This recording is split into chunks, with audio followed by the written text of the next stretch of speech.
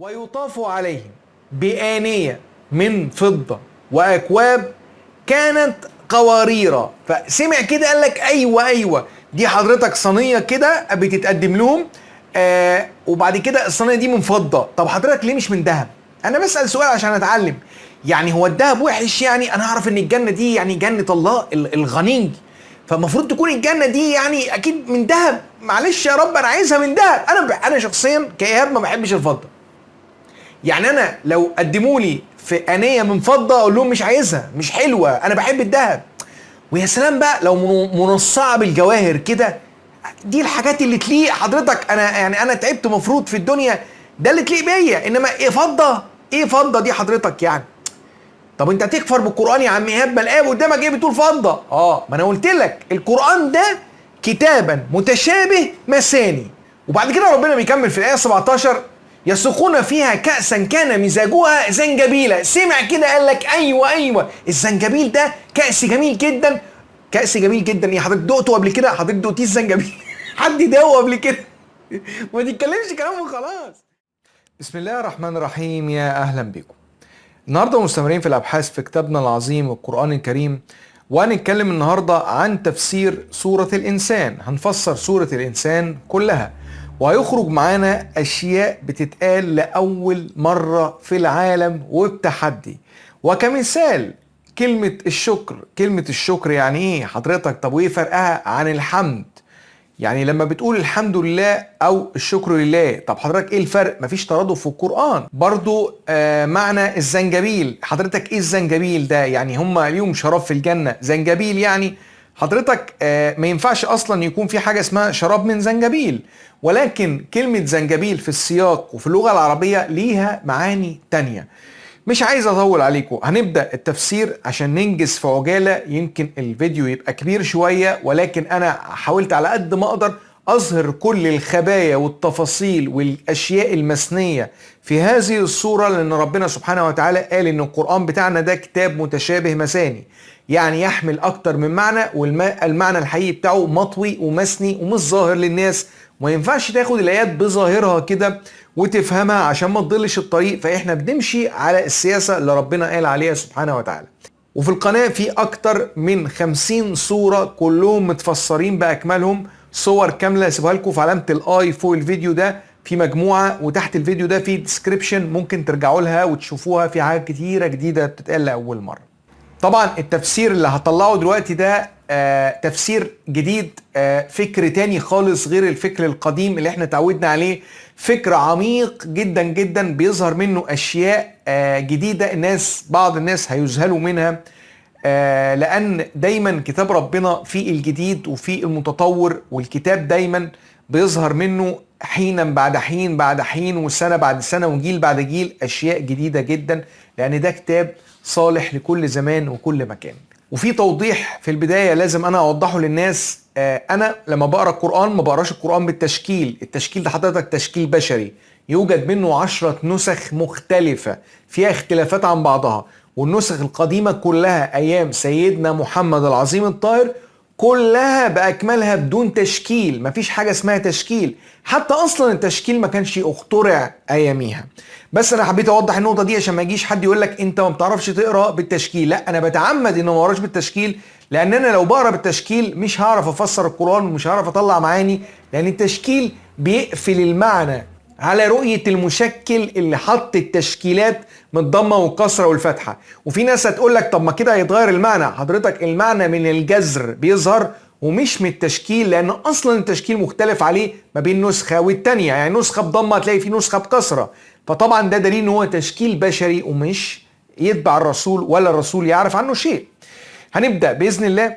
أعوذ بالله من الشيطان الرجيم. بسم الله الرحمن الرحيم. هل أتى على الإنسان حين من الدهر لم يكن شيئا مذكورا؟ هل مر عليك الوقت وجاءت لحظة في حياتك كي تتفكر إنك يا إنسان لا تساوي شيء في المحيط من هذا الكون؟ إنا خلقنا الإنسان من نطفة أمشاج نبتليه فجعلناه سميعا بصيرا. كلمة أمشاج مشج بينهما خلط، مشج الشيء بغيره، خلط به، مزجه به. طيب يعني ايه الكلام ده؟ يعني خلق الإنسان بخلطة بين مزيج بين الحيوانات المنوية وغلافها الذي يغذيها. هي دي الخلطة اللي بيقولك إن هو خلطة مخلوطة. وما بين البويضة عندما يعلقون بعضهم البعض مع السائل المنوي، وأيضا خلطة من تركيبة الإنسان بين الغلظة والعطف والجحود، وبين طبائع كل إنسان مختلف عن الآخر. هي دي كلمة أمشاج، يعني بيقولك خلقنا الإنسان بخلطة من مزيج.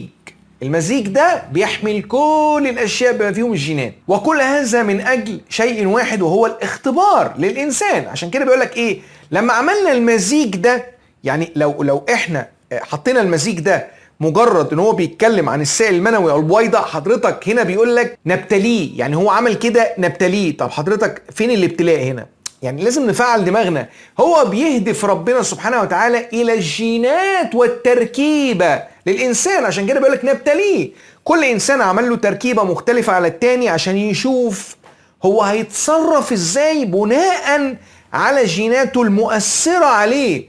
هل هتمشي بكلام الله والهدى، ولا هل هتمشي بطبيعك اللي كتير منها ممكن تبقى غلط؟ فهي دي كلمه بنبتليه. فجعلناه سميعا بصيرا. فجعلناه سميع بصير، انت بتشوف وبتسمع، يعني حضرتك تقدر تحكم على الاشياء حكم صحيح، فملكش عذر يوم القيامه. بانه ابتلاه باختلافات في طبائعه وايضا طبائع غيره، فيجب على كل انسان ان ينحي الشر الذي في نفسه ويرجح الخير على الشر، ويظهر الخير الذي في نفسه ويستعمله في خدمة البشرية. إنا هديناه السبيل إما شاكرا وإما كفورا. طيب، وهذا هو السبيل للخروج من هذا الابتلاء، إما الشكر لله، وهي تعني، طبعا احنا هنطلع كلمة شكر في عجالة، أنا كنت شرحتها قبل كده، بس طبعا مش هقدر أعيد لكم كل الشرح، ولكن انا هوديكم استنباط اللي طلعت ازاي بيها. طيب، معنى شكر يعني حضرتك عشان تطلع اي كلمه في القران الكلمات دي مثنيه. يعني ايه مثنيه؟ يعني حضرتك كلمه شكر هي من جذر شكر، شكر شين كاف ر. طيب جميل جدا. هنضطر نفتح الكلمه دي، نفتحها ازاي؟ حضرتك الحروف دي ليها معاني، وربنا اشار لينا في حرف نون والقلم وما يسطرون. نون ليها معنى، وانا طلعت كاف هاء ياء عين صاد، طلعتها في القناه وشرحت معناها. كل الحروف دي على فكره ليها معاني، وده اللي وصلني للعلم ده، ان انا قدرت افتح الكلمات دي وافك الغاز الكلمات اللي محدش، انا بكرر اهو، محدش في العالم بيعرف يطلع معناها. كمثال الموريات قدحة. الموريات قدحة، اي حد كده اقول له قدحا يعني ايه، يقول لك خيول بتضرب في الارض بتطلع نار. طبعا ده التفسير القديم لان محدش يعرف معناها، وحديثا محدش عرف معناها برضو. انا عايز ادله، مش عايز دي يعني دي، لا، ما هم قديما قالوا خيول بتضرب في الارض بتطلع نار. طبعا ما فيش اصلا خيول بتضرب في الارض بتطلع نار، ولكن احنا عايزين علم حقيقي عشان يبقى معانا ادله في كتاب الله، ده كتاب عظيم. طيب، كلمة شكر هنعمل فيها ايه؟ اول حاجة هنقسمها. اي حاجة في الدنيا عايز تفتحها عشان تفهم المكونات بتاعتها من جوه تفكها، فاحنا هنفك الكلمة دي ونقدر نفهمها كل جزء على حدة. هتبقى شين وكر. طيب، وبعد كده هنضيف حرف ألف على الشين دي. يعني ايه الكلام ده؟ عشان يرجع الفعل لأصله. طبعا دي نظرية قديمة في اللغة العربية، أي وضع ألف قبل الفعل يرجع الفعل لأصله. هيجي واحد يقول لي لا بس هو شكر مش فعل. حضرتك كل شيء في القرآن هو فعل بما فيهم الأسماء وأسماء الأنبياء، وأكبر دليل سيدنا محمد اللي كان اسمه أحمد وتحول لمحمد، والاتنين من حمد، لأن هم أصلا مش أسماءه، دي ألقاب بناء على أفعال بتتعمل. هي دي القصة. أنا مش عايز أعمق في الشرح عشان ما نطولش الشرح والصورة. طبعا أنا هحط لكم على الشاشة دلوقتي المعنى اللي أنا طلعته من المعاجم اللغة العربية، وهديكم الخلاصة. طبعا انتوا ممكن توقفوا الفيديو تعملوا بوز وتشوفوا على الشاشة ده، واللي عايز تمعن أكتر يعني معناه أنا شرحت الكلام ده في القناة. طيب، هنوصل لإيه من ده؟ هنوصل إن أش نشط وارتاح إلى فعل ربه، وبدأ بالقش أي الجمع كما قش المحصول، وأصبح الإنسان يابس في حياته، له عزيمة ولكن هش مع الله من خيفته. طيب، ده أش. طب وأكر اللي هي النص التاني من كلمة شكر. أكر نصل أن أكر تعني حرس وزرع وجمع الخير لنفسه، لأن الله يقول من شكر يشكر لنفسه. يعني بص ربنا يقول لك من شكر يشكر لنفسه. طيب يكون المعنى النهائي ايه عندنا؟ يكون المعنى النهائي لكلمة شكر أصبح مرتاح نشيط، أصبح له عزما وقوة، ولكن قلبه هش مع الله سبحانه وتعالى، فعزيمته هذه جعلته يجمع الخير لنفسه. دي كلمة شكر في القرآن. فالله هداك السبيل، إما شاكرا إما كفورا. فالشكر يعني تصبح مرتاح ونشط، وتصبح لك عزيمة وقوة على الحياة، ولكن على الله يكون قلبك هش ورقيق. يعني لما تيجي تفكر في ربنا يبقى قلبك بقى هنا مش قوي وجاحد، لا قلبك رقيق. فعزيمتك هذه تجعلك تجمع الخير لنفسك، تبقى قوي كده تعرف تجمع الخير لنفسك، المحصول بتاع من ثقلت موازينه عشان الآخرة. أو إنك تكفر وتكون عزيمتك وقوتك في الشر والجحود مع الله، وتغطي حقيقة إنك في اختبار في هذه الدنيا اللي هي ربنا قال لك في قبلها في الآية اللي قبلها إنا خلقنا الإنسان من نطفة أمشاج نبتليه فجعلناه سميعا بصيرا. هي دي القصة، هي ابتلاء. طيب آية 4 إنا أعتدنا للكافرين سلاسل وأغلالا وسعيرا. إنا أعتدنا للكافرين هؤلاء الذين غطوا حقيقة اختبار الإنسان وظنوا أنهم في رحلة مرح في الدنيا، في هذه الدنيا سلاسل. طيب سلاسل يعني يقول لك أيوة سلاسل دول اللي هو السلاسل دي اللي هنربطهم فيها من حديد. حضرتك القرآن ما بتفهمش كده، لازم تتدبره.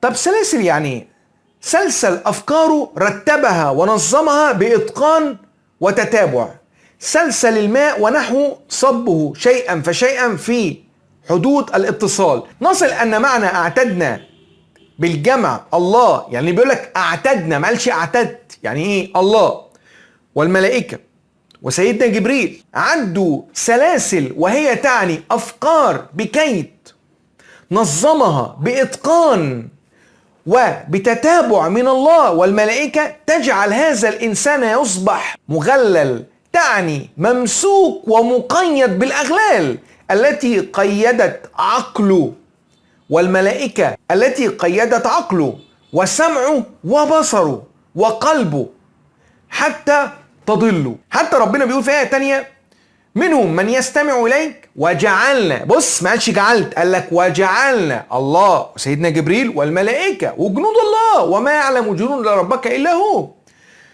بيقول لك وجعلنا على قلوبهم أكنة أن يفقهوا وفي أذانهم وقرا وإن يروا كل آية لا يؤمنون بها حتى إذا جاءوك يجادلونك يقولون الذين كفروا إن هذا إلا أساطير الأولين. طب ليه بيقولوا كده؟ لأن دي ترتيبة من الله عشان يضلهم، لأن هم فسقة وما يضل به إلا الفاسقون. دي كلمة سلاسل. إن اعتدنا للكافرين سلاسل وأغلالا وسعيرا. وربنا برضو قال في آية تانية إذا قرأت القرآن جعلنا بينك وبين الذين لا يؤمنون بالآخرة حجابا مستورا. هي دي السلاسل اللي ربنا عملها والأغلال.